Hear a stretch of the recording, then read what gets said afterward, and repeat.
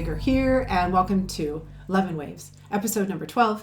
I want to do this continuation, loving this platform to be able to show you in real time as you're moving into unity consciousness, what happens. The ego die-offs, that was the last one that I did, was just talking about this stuff that was coming up in my life that was freaking me out and bringing up some more things that needed to be let go of and burned off for me to get to yet another level of frequency. And how do you do that? How do you manage that? And I talked about being with the feelings and then bringing it to the mental mind and after you get through the feelings and asking a few questions and surrendering a bit. So I want to talk just a bit about the moment to moment, day to day to day today, so that you really get a sense of what does it mean to balance, to be balanced and to balance yourself every day, because the crap's going to hit all the time. And the stronger your spiritual will, the more committed you become to this idea of raising your frequency and to coming into more unity, which is going to happen whether you like it or not. The more you work with this, the better, the easier it becomes, and the less that you hit the bumpers on the side, kind of like bowling, right? If you can just aim it enough, it won't smack along the sides there. Well, I'm talking about bumper bowling, but anyway, let's just say it doesn't go in the gutter and take you way out of alignment, okay? So you don't go totally sideways. So I'm just going to talk briefly about that today, because I just gone through a couple of weeks of just really like some solar plexus crap that was coming up, and it was reflecting in my life. And so looking at the mirror of what's happening in my life, if you can just, number one, remember that what is happening outside of you is literally a printout of what you're predominantly energizing with your emotion that's coming out from inside. So all the distortions that are in us that are subconscious, when we start to feel yucky because we're pulling on those energies, because that's the field of consciousness we're working on, and our thoughts are out all over the place in the past and in the future, we start pulling on these thoughts, we energize them with the negative emotion that they trigger in us because we haven't healed the stuff, and then we're fighting with our reality. What we're learning to do is to not fight with reality and begin to raise the frequency so that more passes through and less gets stuck, where we're able to release the trapped stuff and less gets triggered. And as the inner world starts to heal and rearrange, the outer world printout starts to become not only manageable, but amazing. Slowly, more and more amazing.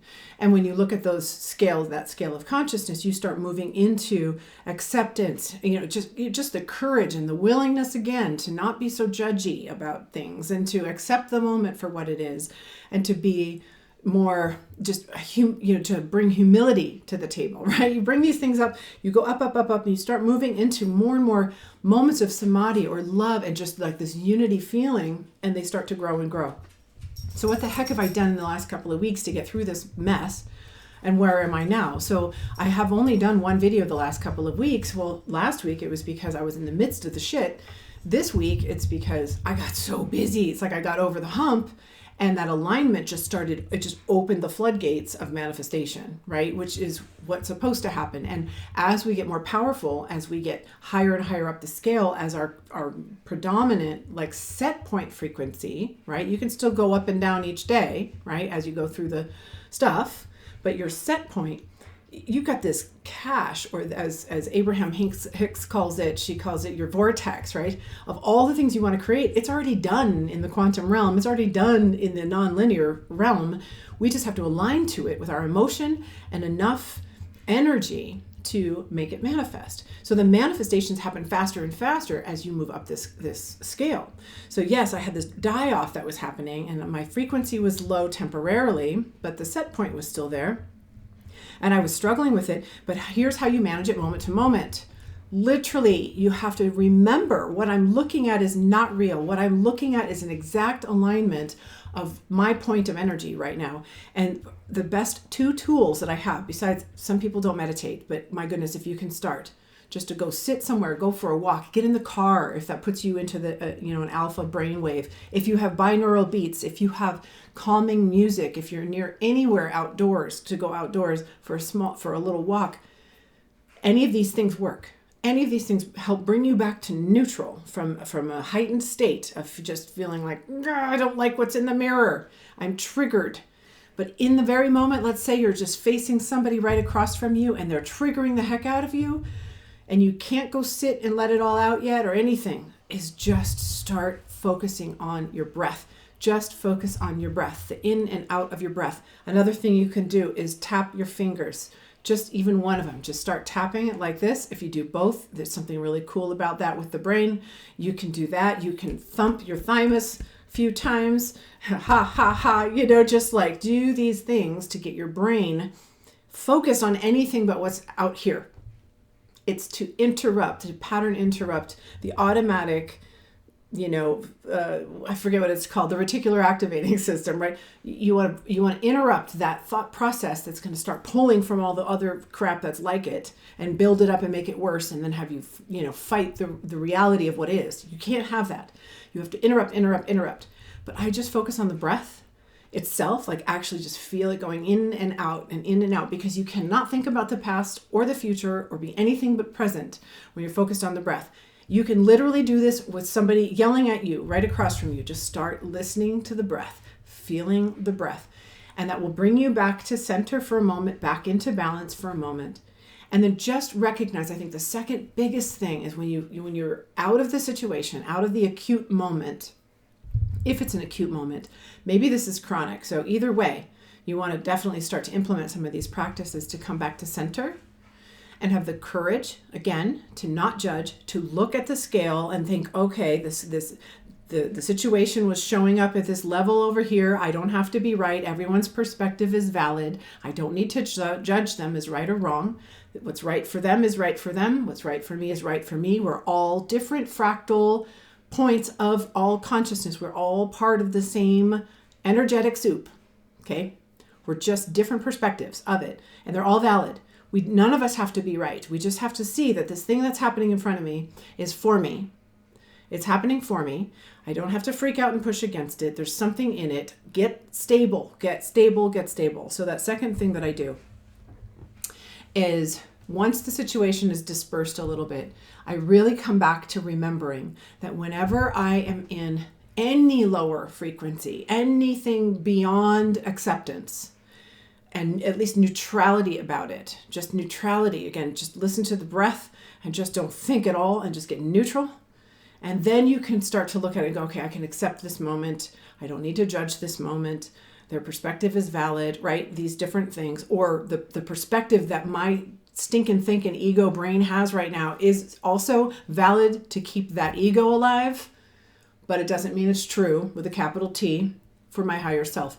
When you get in that neutral place, you can start to quiet the mind enough to go straight up out of the past and the future linear thinking and into the quantum realm and start to listen for the higher self voice.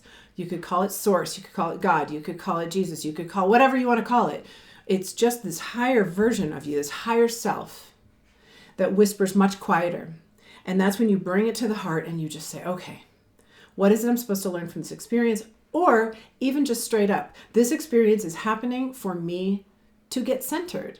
It's just showing me to get centered first so that I can then take this to the mind afterwards and ask, is there something here that I'm supposed to learn?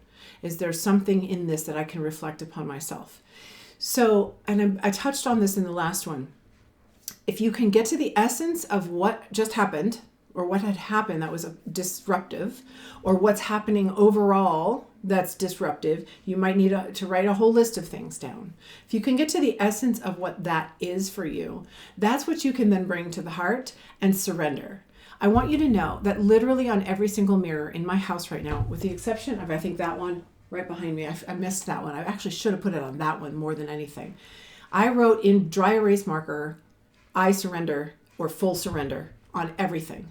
And what does that mean? Why in the world would I do that? It's not a weak position. It's a position of saying my ego self, my small mind, my identifying self that has gotten me nowhere, that I'm undoing and unwinding right now, is what I'm surrendering. What got me here is not going to get me to where I want to go. Everything that I want's already been created in the quantum, and my higher self knows exactly or source or God knows exactly how to get me there as fast as possible. Sure, call it, law of attraction, no problem. But it's only going to energize according to what I'm energizing. If I have a bunch of negative crap in my mind and I'm fighting reality and I'm energizing that with my negative energy, that's what I'm creating. I'm just holding all that stuff aside. It's just waiting for me to come into alignment. So you have to get into alignment. So moment to moment alignment is focus on your breath. Put the tip of your tongue on the back of your teeth, your top, or just the tip of your teeth. Literally, it sounds ridiculous. But you start focusing on just what does the back of your teeth feel like? Just start kind of going around through the back of your teeth with your tongue. It sounds ridiculous. But all your focus is on the tip of your tongue on the back of your teeth. And you can't be thinking about all this, like literally silly stuff like this is what can completely bring you back into center, to stop energizing the crap you don't want, stop bringing more thoughts in of the crap you don't want, start aligning with this other stuff. And then you start to come up and then you're energized by spirit. And then it can drop into the heart at this point. You can surrender. All this full surrender I've got on all my mirrors is saying, I surrender my ego. I surrender any control over not only what I think is going to get me out of this, or what I think is right about this or wrong about this or anything about the situation that's triggering me. I surrender that I know what the outcome needs to look like. I surrender manipulating the situation. I surrender judgment to the situation. I surrender all the ego things. Identification that it has to be this way, or I'm right and you're wrong. All that's off the table. I surrender all of that so that there's room for that quieter wisdom to come through. And I then ask for that. And I say, please show me. Just show me. And that brings that thought from the mind, which is just a freaking bunch of ego stuff, into the heart. And that's where 6,000 times magnifying energy comes from the heart. You come into a peace, you come into an alignment, and you say, show me the way. And then you feel it from here, and then boom, and it blasts out into the world, right? Blasts out. I'm in alignment for this, even for this moment. And you stay there as long as you can. And you ask for any miracle of new perception, which may come in the form of a billboard or a song, or somebody says something, or weird, a book will fall off the shelf. And suddenly you have a new perspective. You've completely changed at the causal level of like, I see this now, and I'm not going to make this mistake again. I've learned my lesson. And then the manifestation opens. And again, the further you go up the scale, the more powerful your manifestations are and the faster they are. So last week I was in like this crap place. I've just practiced moment to moment, just like, and then I have this feeling and this stuff was getting triggered and it wanted to pull in all these other thoughts. And I just went, nope. And I literally just breath. Okay. I'm not the doer here. I surrender. I full surrender. I'd emote what I have to emote. I'd write whatever could come out, ask for any clarity, and just keep moving forward day to day, moment to moment. And then this week, it's like an entirely new world. So I didn't get on a second time last week because I didn't have the mental capacity. I didn't have the emotional capacity. This week is because I was so busy and everything is flooding in and things are happening. So, and the way that and just to wrap this up, I want to say that I'm here to be in flow. Like when I started this podcast, I'm obviously not here to build. I'd love it to organically, grow, which is great, just because there's value that people are getting, I want people to get it. This is more a place for me to express because I learn by expressing, and I don't always have somebody who wants to like sit across from me and like listen to this. I'd rather have those people find me and then they can sit across and listen to this. Honestly, because it's what helps me to integrate. And so thank you for your attention.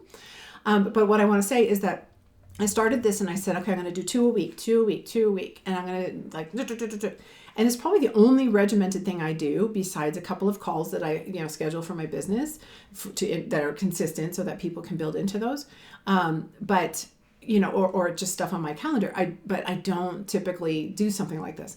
And so what I said to myself today is it's okay. Or 2 days ago when I decided not to do the video, I was like, if I don't have the time, I'm not going to rush and try to squeeze something out that's not inspired. I will speak when I'm inspired.